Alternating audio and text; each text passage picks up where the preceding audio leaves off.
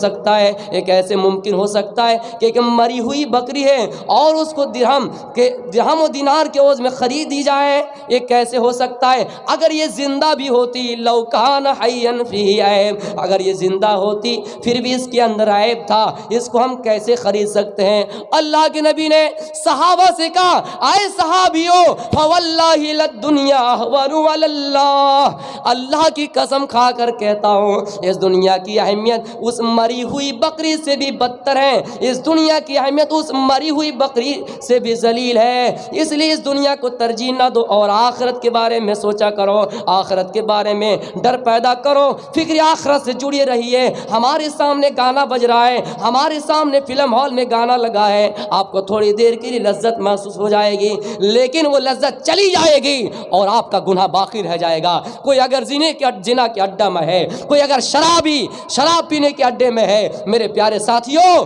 اس کو تھوڑی دیر کے لیے شراب میں لذت محسوس ہو جائے گی، لیکن لذت ختم ہو جائے گی اور گناہ باقی رہ جائے گا جو آخرت میں اس کو بھگتنا پڑے گا۔ اس لیے اس دنیا میں کچھ اعمال کر لیجئے، کچھ تیاری کر لیجئے، اس دنیا میں اللہ کا ڈر اور اللہ کا خوف پیدا کر لیجئے۔ اسی لیے تو کہا تھا عمر بن خطاب ابی بن کعب سے، کہ ابی بن کعب بتاؤ تقویٰ کیا ہے؟ اس نے کہا نہیں معلوم تقویٰ کیا ہے۔ اگر کانٹے دار جھاڑی ہو، جنگل ہو، آپ کے علاقے میں جنگل ہے کہیں؟ کانٹے دار، بالکل کانٹے دار جھاڑی جنگل ہو اور اس جنگل سے گزرنا پڑے، اس جنگل سے راستہ ہمیں کراس کرنا پڑے، اسی راستے سے ہمیں گزرنا پڑے، تو بتائیے کانٹا ہمارے شیروانی میں، ہمارے کپڑے میں چبھے گا یا نہیں؟ ضرور چبھے گا۔ آپ چاہے جتنا بچ کر چلنے کی کوشش کیجئے، ہمارے کپڑے میں ایک دو کانٹا چبھ ہی جائیں گے، ہمارے پیر میں کانٹا چبھ جائیں گے۔ اس لیے دنیا کی مثال اس کانٹے دار جھاڑی کی طرح ہے۔ اس دنیا میں بھی آپ کو قدم قدم پہ سوچ سوچ کر چلنا ہوگا اور دنیا کے ان جال سے بچنا ہوگا۔ دنیا میں ہر جگہ پہ گناہ کے اڈے کھلے ہوئے ہیں، گناہ کا جال بچھا ہوا ہے، آپ کو بچ بچ کر چلنا ہوگا۔ خدا نہ خواستہ اگر ایک دو گناہ آپ سے ہو جائے، جس طرح ایک دو کانٹا پیر میں چبھ ہی جائیں گے، اس کا علاج ڈاکٹروں نے بتلا دیا کہ اس پر مرہم لگا لیے جائیں، اس پر پٹی باندھ لے جائے، اسی طرح اگر آپ سے ایک دو گناہ سرزد ہو ہی جائے۔ ہم نے تھوڑی دور فرقہ گئے، وہاں پر لوگوں نے شراب کی دکانیں کھلی رکھی ہے، شراب کی دکان سے آگے گزرے۔ پھر ہم مالدہ گئے، وہاں پر لوگ زنا کاری عام ہو رہے ہیں، کچھ لڑکیاں دعوت نظارہ دے رہی ہے۔ پھر اور آگے بڑھے، وہاں پر لوگ خینی سگریٹ بیڑی وغیرہ پی رہے ہیں، تمباکو وغیرہ، لوگ نشہ پی رہے ہیں۔ ہم نے فرقہ بھی پار کیا اور مالدہ بھی پار کیا، ان دو گناہ سے بچ گئے، لیکن آخری مرحلے میں ہم نے جا کر گناہ کر ہی لیا۔ تو قرآن کہتا ہے، حدیث یہ کہتی ہے، اگر تم سے ایک دو گناہ ہو ہی جائے تو اللہ تعالیٰ نے اس کا علاج بھی قرآن میں بتلایا۔ اور کیا بتلایا؟ یا ایھا الذین آمنوا توبوا الی اللہ توبۃ نصوحا عسیٰ ربکم ان یکفر عنکم سیئاتکم ویدخلکم جنات تجری من تحتہا الانہار۔ اے لوگو، اگر زندگی میں دنیا میں بچ بچ کر چلنے کے باوجود اگر تم سے ایک دو گناہ سرزد ہو ہی جائے، ایک دو گناہ ہو ہی جائے، تو اللہ تعالیٰ نے توبہ کا دروازہ کھول کر رکھا ہے۔ اللہ تعالیٰ سے گڑ گڑاؤ، اللہ تعالیٰ سے دعا کرو۔ رفع یدیہ الی السماء، اپنے دونوں ہاتھوں کو آسمان کی طرف لہراؤ اور اللہ تعالیٰ سے دعا کرو، اے اللہ، ہم نے جانے انجانے میں یہ خطائیں کر دی، ہم نے جانے انجانے میں یہ گناہ کر دیا، اے اللہ تو ہی معاف کرنے والا ہے، تیرے علاوہ کوئی معاف نہیں کر سکتا، اگر تو معاف نہیں کرو گے تو دنیا کے اندر کون ہے جو معاف کرے گا؟ اللہ فرماتا ہے، ہو سکتا ہے، امید ہے کہ میں تمہارے ان توبہ کو قبول کر لوں، ہو سکتا ہے میں تمہاری ان گناہ کو قبول کر لوں اور تمہیں پھر سے جنت دے دوں۔ اس لیے میری ماؤں بہنوں، اگر قسم کھائیے، اگر اس سے پہلے آپ نے جو بھی گناہیں کی ہیں، لیکن ہم اور آپ ہیں جو گناہ بھی کر لیتے ہیں لیکن اللہ کی طرف رجوع نہیں ہوتے ہیں، اللہ سے توبہ نہیں کرتے ہیں۔ مرد بھی یہ کام کرتے ہیں کہ گناہ کر لیتے ہیں لیکن اللہ کی طرف رجوع نہیں ہوتے ہیں۔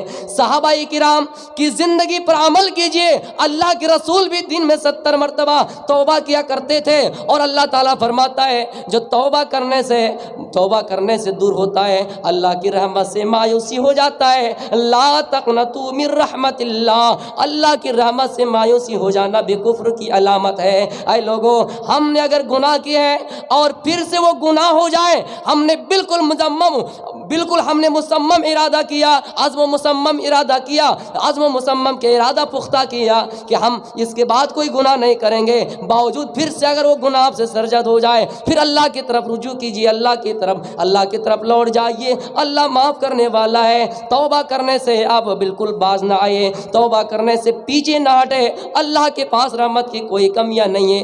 اللہ فرماتا ہے کوئی انسان اس دنیا کے اندر پیدا ہونے کے بعد 70 سال 80 سال 90 سال اس دنیا میں اپنی زندگی گزارے، اور گزارنے کے بعد پوری زندگی میں کبھی اللہ کا نام نہ لیا ہے، پوری زندگی میں کبھی اللہ کو ایک سجدہ بھی نہیں کیا ہے، لیکن ان کی وفات حالت ایمان پر ہو رہی ہے، اور آخر میں بھی اللہ کو یاد کر رہا ہے۔ اور من قال لا الہ الا اللہ دخل الجنہ، آخری ٹائم میں بھی، آخری وقت میں بھی اللہ کا نام لے رہا ہے، تو اللہ فرماتا ہے ایسے لوگوں کا، اللہ کے نبی کی حدیث ہے، ایسے لوگوں کا ٹھکانہ اللہ جنت بنا رہا ہے۔ لیکن شرط ہے کہ میرے پیارے ساتھیوں، جب تک ہم بحیات ہیں، جب تک ہم زندہ ہیں، ہمیں ابھی سے اس کی سوچ کرنی چاہیے، کیونکہ بڑھاپے کا اعمال اس جوانی کے اعمال سے زیادہ کچھ خاص اور اہمیت نہیں رکھتے ہیں۔ اس لیے جوانی میں جو اللہ کو یاد کر لیں گے، جوانی میں جو اللہ کی عبادت کر لیں گے، اللہ فرماتا ہے جب نفسی کا عالم ہوگا اور لوگ پسینے میں شرابور ہو جائیں گے، لوگ پیاسے کی حالت میں دوڑتے ہوئے آئیں گے، سورج ہمارے ماتھے کے قریب لا کر کھڑا کر دیے جائیں گے، کوئی سایہ نہیں ہوگا۔ اللہ فرماتا ہے، اللہ کے نبی کی حدیث ہے، شاب النسا فی عبادت اللہ تعالی، جو نوجوانی کی حالت میں، چاہے ہماری ماں ہو، چاہے ہماری بھائی ہو، چاہے کوئی بھی ہو، جوانی کی حالت میں اگر اللہ کی طرف رجوع کرتا ہے، جوانی کی حالت میں اللہ تعالیٰ سے اللہ کی عبادت کرتا ہے، اللہ کی طرف رجوع ہوتا ہے، اللہ فرماتا ہے ایسے لوگوں کو میں عرش کے نیچے جگہ دوں گا، چھایا کے نیچے جگہ دوں گا۔ اس لیے جب تک بحیات ہے آپ اسی میں کوشش کیجئے کہ ہم نیک سے نیک اعمال کریں گے۔ میرے پیارے ساتھیوں، اللہ معاف کرنے والا ہے، اللہ کے پاس رحمت کا دروازہ کھلا ہے۔ اس لیے کوئی انسان اگر گناہ کیا ہے، آج ہی سے اللہ کے پاس توبہ کریں، آج ہی سے اللہ کی طرف رجوع کرنا سیکھیے۔ میرے پیارے ساتھیوں، میں نے منتروں سے یہاں تک آپ کو لایا، اور آخر میں یہ کہنا چاہتا ہوں، جب اللہ تعالیٰ کی ان تمام صفاتوں کا ذکر ویدوں میں موجود ہے، تو پھر ہمیں اللہ تعالیٰ کے بارے میں شک اور الجھن ہی کیا چیز ہے۔ لیکن کچھ مسلمان بھی ایسے ہیں جو اپنی حاجت روا کے لیے اور مشکل کشائی کے لیے دوسروں کے پاس جاتے ہیں، دوسروں کے پاس جا کر بھیک مانگتے ہیں، چادر چڑھاتے ہیں۔ کچھ ہماری مائیں بھی ہیں، جب ان کی بہو حاملہ ہوتی ہے، جب ان کے پیٹ میں بچہ ہوتا ہے، تو اپنی بہو کو لے کر ایسی سانس بہو